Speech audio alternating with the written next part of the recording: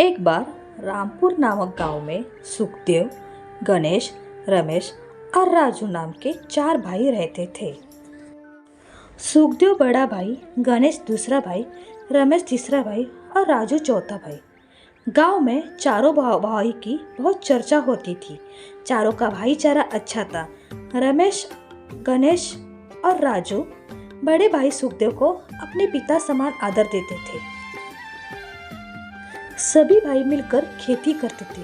सुखदेव सब खेती की खुदाई करता था और गणेश, रमेश और राजू खेती का बाकी का काम करते थे। उनकी पैसों की हालत अच्छी थी। खुद का एक महल था। पूरे रामपुर में उनका घर बड़ा था और खेतों में से जो कुछ कमाई आती थी, सुखदेव तीनों भाइयों को एक जैसा देते थे। एक दिन सुखदेव ने तीनों भाइयों को बुलाया और उनके पैसे दिए। लो भाइयों, ये है तुम्हारी मेहनत की कमाई।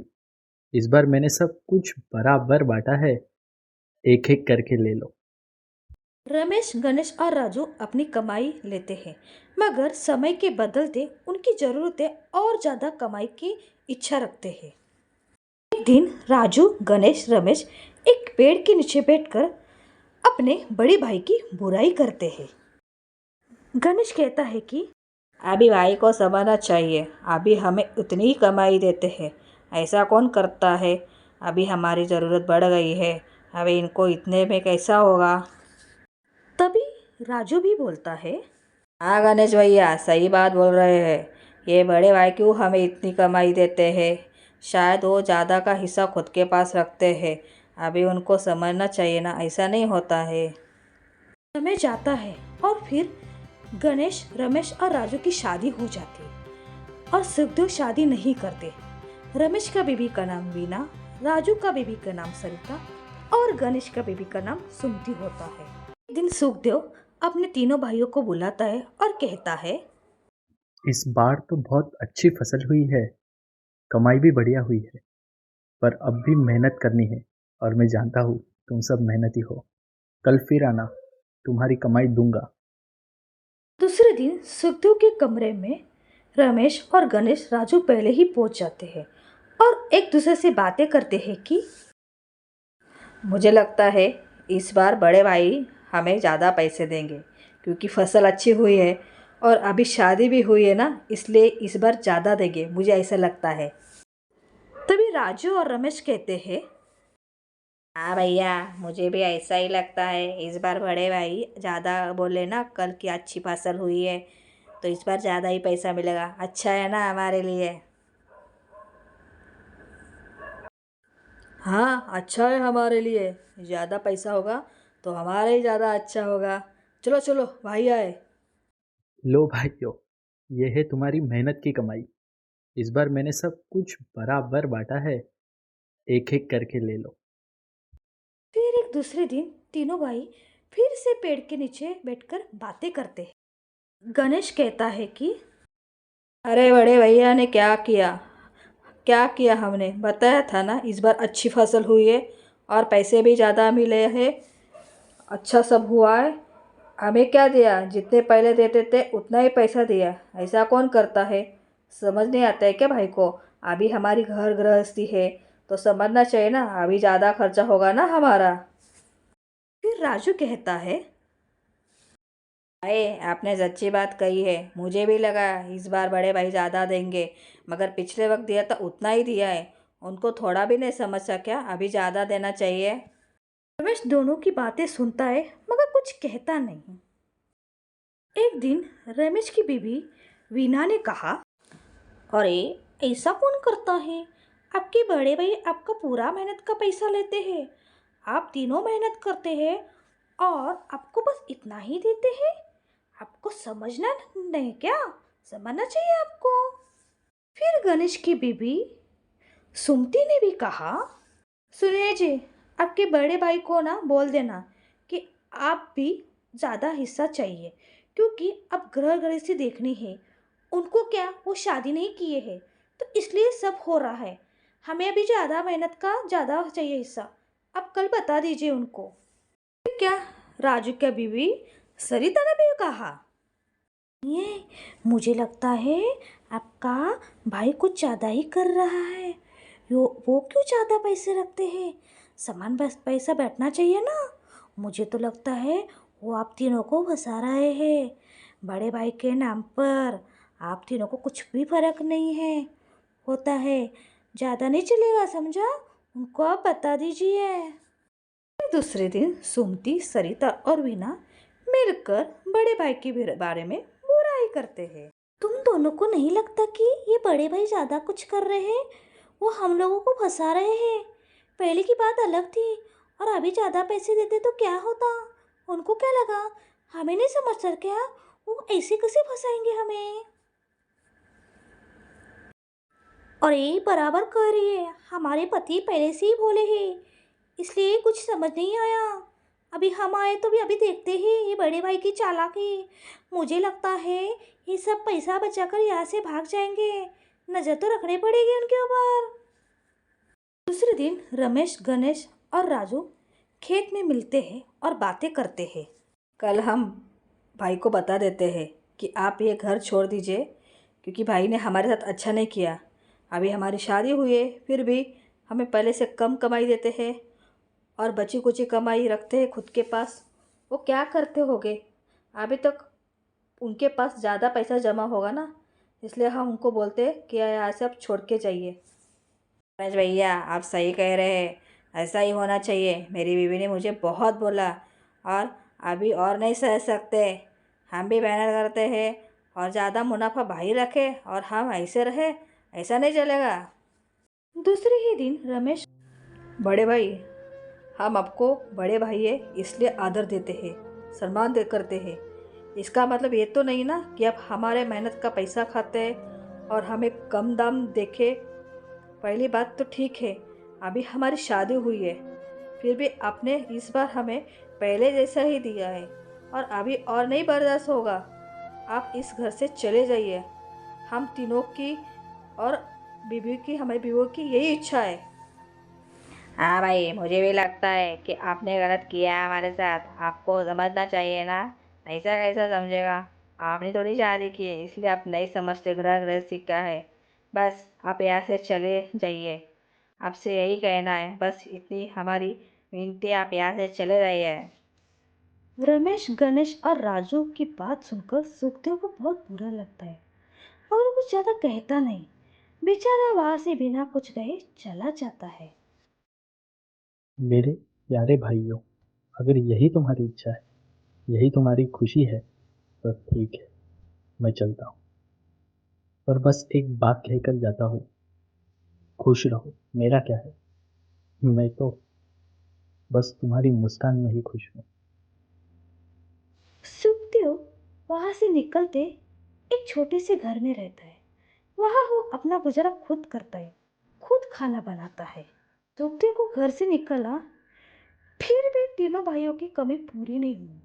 दूसरे दिन सुखदेव खेतों में आता है। खेतों में आए सुखदेव को देखकर गणेश कहता है, भाई सुन लीजिए, आपको बुरा लगेगा, जैसे आपने घर छोड़ा है ना, पैसा और खेती का हक भी छोड़ना पड़ेगा। आपको कुछ भी नहीं मिलेगा, इसलिए कृपा करके ना आप इस खेती से चले जाइए। इतना सब सुनकर सुखदेव वहां से चला जाता है। उसने कभी सोचा भी नहीं था ऐसा होगा करके। सुखदेव को हकलने के बाद रमेश, गणेश और राजू, वीना, सुमति और सरिता मिलकर सुखदेव का मजाक उड़ाते और जोर जोर से हंसते हैं। उनको कुछ भी फर्क नहीं पड़ता। भाई गले गए, अच्छा हुआ भाई को हक्कल दिया हमने, अच्छा हुआ हमने भाई को बता। तो क्या, भाई को अक्ल दिया, अच्छा किया। उनका कुछ काम ही नहीं था, आपकी मेहनत की कमाई वही खा रहे थे ना। हा हा, अच्छा हुआ उनको हक्कल दिया। अभी है सब हम सब लोगों का है। अभी कुछ ज़्यादा पैसा अभी पैसे की कमाई ज़्यादा होगी, हम लोगों में अभी अच्छा सा पैसा होगा। चलो चलो, हम लोग में से एक कांटा चला गया। भाई को हक्कल दिया, अच्छा हुआ ना हमने भाई को खेतों में से भी हक्कल दिया। हाँ हाँ, आप लोगों ने बहुत अच्छा किया, आपकी कमाई वो खुद खा रहे थे, अच्छा दिया, हक्कल दिया। एक दिन रमेश, गणेश और राजू खेत में जाते हैं। मगर उनको समझ में नहीं आता कि खेती कैसे करने हैं, क्योंकि असली खेती तो सुखदेव करता था। बीजों की रिपाई, फिर खेती की बारिश, गर्मी और ठंडी में देखभाल सुखदेव ही करता था। रमेश, गणेश और राजू बस खेतों का सामान यहाँ का वहाँ रखना, इधर का उधर करना, इतना ही करते थे। फिर भी उनको इतना घमंड था, कभी जिंदगी में खेती नहीं की, अभी और अभी अभी क्या करेंगे। ऐसा कर कर तीनों एक दूसरे से झगड़ा करते हैं। वहाँ सुखदेव एक बंजर खेती पर काम करता है। सुखदेव को सब पता होता है, इसलिए उसको कुछ फर्क नहीं पड़ता।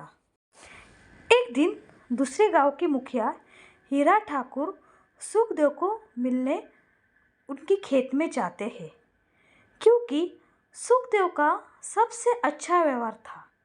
मगर हीरा ठाकुर को कुछ पता नहीं था कि सुखदेव अभी यहाँ नहीं है। हीरा ठाकुर रमेश, गणेश और राजू की दशा देखकर बोलते हैं, अरे ये क्या हुआ, खेतों की हालत इतनी खराब क्यों है? सुखदेव कहाँ है? वो नहीं है, कहाँ चला गया? ऐसा होगा तो खेत नहीं रहेगा। रमेश, गणेश और राजू कुछ नहीं कहते, चुपचाप हीरा ठाकुर की बातें सुनते हैं। फिर हीरा ठाकुर सुखदेव को मिलता है और कहता है, अरे सुखदेव, क्या हो गया? तू यहाँ कैसे? तेरा वो मेहनत का खेत तेरे तीनों भाइयों ने बर्बाद किया है। मुझे पता चला अभी सब है। तेरी अच्छाई को उनका पता नहीं है शायद, मगर वक्त सबकी परीक्षा लेता है। उनको भी एक दिन पता चलेगा कि आखिर में तू कितना अच्छा सच्चा इंसान है, समझा? सुमति अपने पति को कहती, क्या हुआ? दिन भर दिन घर की परिस्थिति गंभीर हो रही है, घर में खाने को कुछ नहीं है, कैसा होगा? कुछ तो करो। अब तीनों भाई खेती करते हैं क्या नहीं? अभी तक कुछ भी आना नहीं आया, नहीं देखा। ऐसा कैसे चलेगा? कैसा होगा बोलो आप? कुछ तो करो तीनों मिलके, नहीं तो सब कुछ आ रहा है। ऐसा कैसा होता है तो एक दिन भूख के कारण मौत आएगी। आपको खेती का पता नहीं क्या? घर में अब तक एक का अनाज नहीं आया है। कितने दिन ऐसा लगेगा? कब आने वाला अनाज? जो नहीं होना था वही हो गया। आखिर खेती उजड़ गई, रूखी पड़ गई, बंजर हो गई। खेती देखकर रमेश, गणेश और राजू रोते हैं। ये क्या हो गया? सब कुछ गया, अभी ऐसा होगा। सब कुछ खत्म हुआ। आज भाई होते तो ऐसा नहीं होता। हमने गलती की, बिना कुछ जाने समझे भाई को घर से निकल दिया। अभी हमारा सब कुछ गया। हाँ, सही कहा। भगवान ऐसे हमारे भाई, उनके साथ गलत किया हमने। बेचारा बिना कुछ बोले गए। हम अपराधी हैं, इसलिए हमें ये सजा मिली है। सब कुछ गया हमारा। भी हम ज़्यादा वक्त नहीं बर्बाद करते। हम अभी ये जाकर भाई से माफ़ी मांगते, वो हमें माफ़ करेंगे। हमें पता है वो हमारे बड़े भाई है। सच में हम सब ने बहुत गलती की है, भाई को समझाए नहीं। हाँ, सुखदेव की मेहनत रंग लाती है। उसके खेत हरे हरे पीले पीले धान से खिलते हैं। ये सब देखकर सुखदेव खुश होता है। बंजर जमीन को सुखदेव ने सजाया। फिर एक दिन गणेश, रमेश और राजू सुखदेव से मिलने उसके खेत में जाते हैं। तभी गणेश कहता है, भाई, हमें माफ करो, हम सबसे गलती हुई है। आपको हमने गलत समझा, आपके साथ अच्छा नहीं किया व्यवहार, गलत व्यवहार किया भाई। हमसे बहुत बड़ी गलती हुई। हमारे भगवान जैसे भाई को हमने समझा ही नहीं। पैसों की मोह माया में पागल हुए, मगर कभी ये नहीं देखा कि खेतों में असली मेहनत तो आप करते थे। हम तो बस इधर का उधर का काम करते थे। कभी आपसे खेती नहीं समझ के लिया और आपको हमने बोलने लगे। राजू कुछ बोलता नहीं, मगर बहुत रोता है। इन तीनों को देख के सुखदेव कुछ नहीं कहता। तीनों को लेकर घर आता है और बोलता है, तुम तीनों को शायद लगा कि मैंने तुम्हारे साथ अन्याय किया, तुमसे तुम्हारा हक छीना। लेकिन बेटा, इसके पीछे एक वजह थी। मैं कोई पराया नहीं हूँ, तुम्हारा बड़ा भाई हूँ, तुम्हारा अपना, जो बचपन से तुम्हें जानता है। मैं ये बात बचपन से जानता हूँ कि तुम सब खर्च करने में जल्दी करते हो, बिन सोचे समझे, बिना भविष्य की चिंता किए खर्चा कर देते हो। इसलिए जब हमारी मेहनत रंग लाई और खेतों में खूब कमाई हुई, तब मैंने तुम्हें थोड़े ही पैसे दिए और बाकी बचा लिए, क्योंकि तुम्हारा भविष्य ही मेरी जिम्मेदारी है। मुझे पता था अभी देने से वो पैसे खर्चे हो जाएंगे और जब ज़रूरत पड़ेगी तब हाथ खाली होंगे। इसलिए सोचा वक्त आने दो, जब जिम्मेदारियां बढ़ेंगी जैसे शादी, परिवार, बच्चे, तब ये बचत काम आएगी। तुम ही बताओ मैं कैसे अपने ही भाइयों को दुख में देख सकता हूँ, कैसे देख सकता हूँ कि मेरी लापरवाही से तुम मुश्किल में पड़ो। और अब वक्त आ गया है, ये लो, ये तुम्हारी ही अमानत है, जो मैंने सिर्फ तुम्हारे अच्छे भविष्य के लिए संभाल कर रखी थी। भले तुमने मुझे गलत समझा, लेकिन मेरे दिल में हमेशा तुम्हारे लिए ही जगह है। मेरे प्यारे भाइयों, भाई होने का मतलब सिर्फ साथ रहना नहीं होता। भाई वो होता है जो चुपचाप तुम्हारे